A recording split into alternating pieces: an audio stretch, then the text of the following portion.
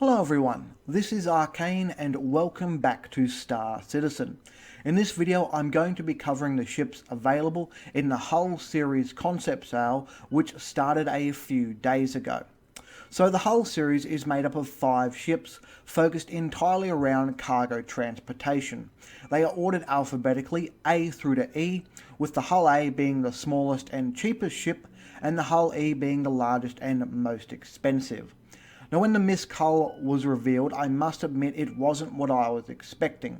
I was envisioning the series as basically being giant cargo containers, similar in design to the MISC Starfarer, but what we ended up getting was totally different to that.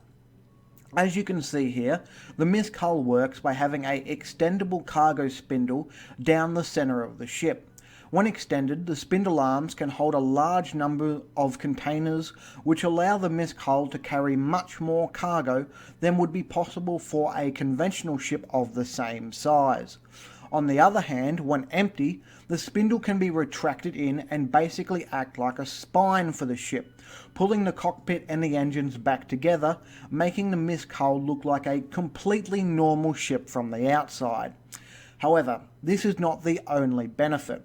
You can also mount additional equipment like shield generators, sensors and weapons onto the spindle. This makes the Hull series one of the most modular ships available. Personally, I think this is an amazing ship design and much better than just the giant cargo containers I was expecting.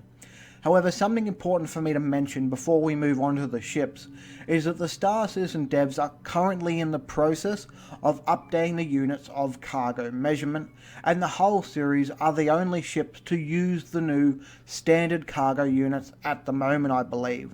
So to make a comparison between the Hull series and the older ships, they said to divide the older ships' cargo capacity by 4. However, when I did this, I found a lot of inconsistencies between the ship, which isn't really that unusual.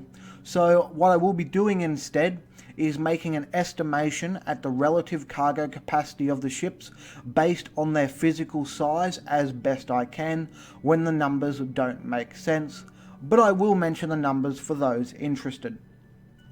So with that out of the way, let's get right into it with the Hull A. The Hull A comes in at $60, which puts it up against a lot of competition from other ships like the Auroras, the Mustangs and the 300 series. The Hull A has a 1-person crew, a single TR5 engine, 2 size 1 gimbaled weapons and 75 units of cargo capacity. So while the Hull A is lacking a little in weapons and is likely not that manoeuvrable, it's not really meant for combat, it's meant for transport. And with what looks to be around 2 to maybe 3 times the cargo capacity of an Aurora CL, it's clearly the king of transporters among the smaller ships. So if you're thinking of starting off as a cargo hauler, then this is probably a great option. But as I often end up doing, I would really recommend that if you're able to, spend a little bit more and grab this next ship, which is the Hull B for $90. The Hull B is said to be often compared to its brother series ship, the MISC Freelancer. However, where the Freelancer is more of a multi-role ship, the Hull B is a pure cargo transporter. It has a 1-person crew and comes with 2 TR8 engines, 2 size 2 gimbaled weapons, and 600 units of cargo capacity, which appears to be around 2 to 3 times the amount of cargo a Freelancer can hold. It even appears to outstrip the capacity of a Constellation Taurus, which is very impressive. However, because it has far fewer weapons than a Freelancer, while the Hull B might be great for transporting cargo in a safe area, you might want to consider a Freelancer instead if you're going somewhere that might cause you to run into trouble, because I don't expect the Hull B to do that well in a fight. Next up, we have my favourite ship in the series, which is the Hull C for $200.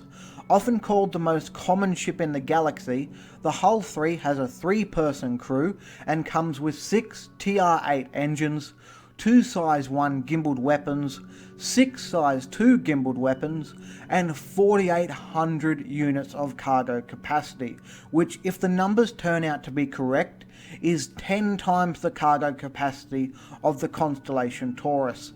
And seeing the Hull C in some videos, I would have to say it looks like that could be true. It really is much larger than you would expect.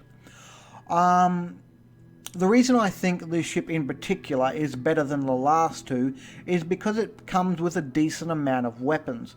So while it might be difficult, I think the Hull C should be able to put up against some kind of fight against attackers, which is a big plus for me. So if you're looking for a full-time hauler in the Star Citizen universe, then this might be right up your alley. The Hull D comes in next at $350, and this is where things start to get a little crazy. So the Hull D has a 5-person crew and comes with 8 TR-10 engines, 2 size 2 gimbaled weapons, 6 size 3 gimbaled weapons, and here's the crazy part, 21,600 units of cargo capacity. That's 4.5 times the amount of the Hull C and 45 times the amount of a constellation Taurus. This ship carries so much cargo that I think you'll need to be part of a group or organization just to have enough resources to fill its cargo capacity and also safely escort it, because this will be a big target for pirates and will need protection. So I don't know if I'd advise someone who is going to be playing alone to buy this ship, but for an organization looking for a mass group transporter that can haul the organization's cargo while all the other members, for example, protected in Hornets, I think this is a very good pick. And lucky last, we have the Hull E coming in at $500. So the Hull E also has a 5-person crew and comes with 10 TR-13 engines, 2 size 3 gimbaled weapons, 6 size 4 gimbaled weapons, and get this, 153,600 units of cargo capacity, 7 times that of the Hull D. The RSI website even gives a warning in regards to this ship, saying that it is a major target for pirates and raiders, and that to operate the Hull C at full efficiency will require a significant investment in terms of credits, with a single load of cargo typically having more value than the ship itself. So the Hull E operation is not for the faint of heart. Basically, you'll need a protection fleet for this ship, because the value of its cargo is likely to be immense and people will want to try and get a piece of that. For individual purchase, I don't think this ship would be a good idea at all. You're just setting yourself up for some problems down the line.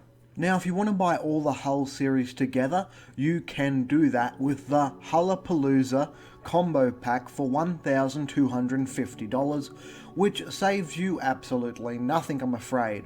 I really wish they would put some incentives into these large packs for people who might want to buy them, because they don't really give you any benefit at the moment. But anyway, that's everything covered that I personally wanted to talk about. I really like the Hull series, and while not quite enough to make me trade in my Banu Merchantman, it still was pretty close. So I hope you all enjoyed this video, and as always, thanks for watching, and I hope you all have a good day.